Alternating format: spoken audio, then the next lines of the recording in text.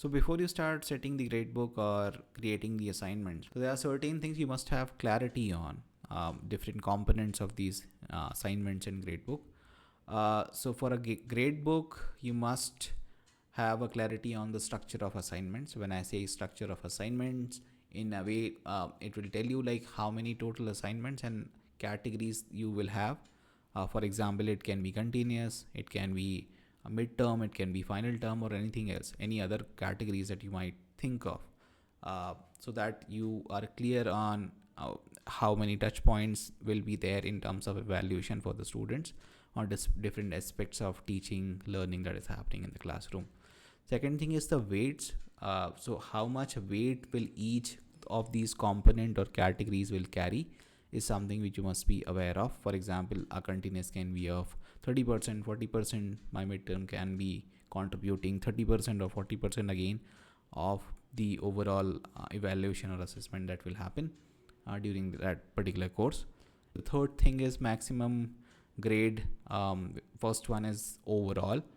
So in a way, like, do I want my entire entire course to be carrying maximum of 100 marks, 150 marks, or something? So this is something which might even appear on the transcripts of the students. And the final thing is, of these different categories, do you know what is the maximum grade that you should be giving to each of those components? Then on the assignment part, whenever you are creating an assignment, you must have clarity on the kind of assignment that you want to give. When I say a kind of assignment, you must know that whether you want to give a quiz, you want students to upload files depending on the response that they want to give to a particular question, or do you want them to type within the Moodle page and give their answers. So that's something which you should have clarity on. Whether you want to give individual assignments or group assignments, so based on which you can even create groups on Moodle, and that way, like, not everyone will have to submit the assignments individually, but that is something which you should take a call on before you give the assignments to students. What is the start date and end date of the assignment? This is important in terms of setting these cutoffs or the deadlines, from when they can start and when they should be finishing a particular assignment. Anticipate an extension. If you think that you would want to be very strict on adhering to the deadline, then you should be take that into account. Otherwise, if you are expecting that there might be slight delay and you would want to make an exception and extend the deadline, then that is something which you should be prepared with before setting a particular assignment. This is something which is relating to the kind of assignment. If you are asking students to upload any particular file, and then you should have an understanding of how many maximum files are you looking for students to upload. Then maximum marks, again, this is similar to what we had discussed earlier.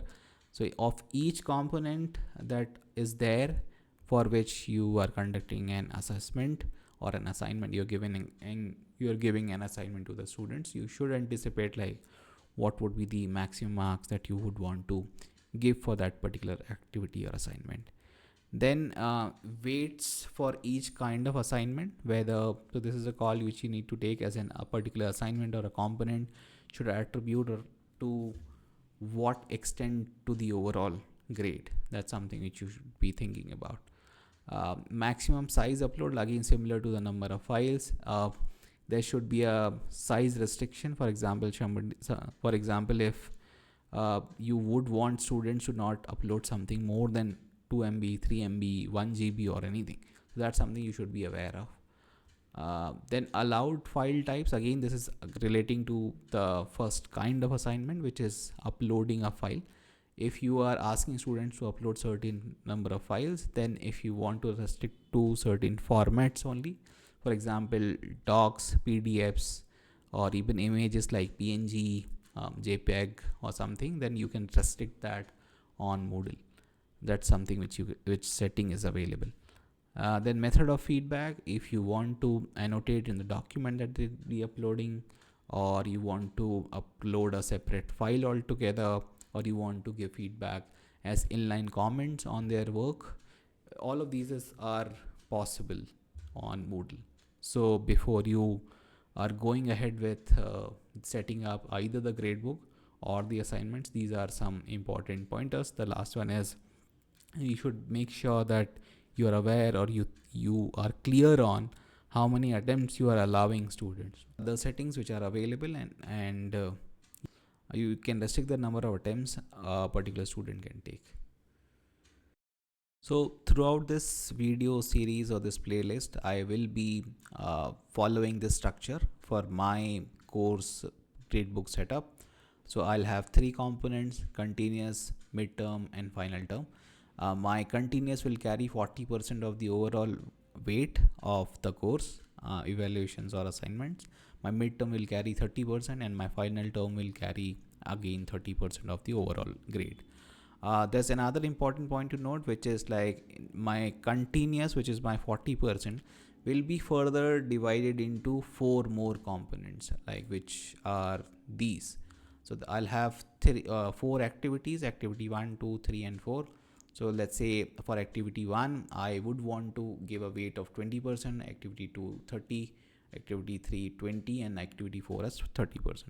So one thing to note over here is this 20, 30, 20, and again 30% is overall for my continuous assessment part and not for my complete course.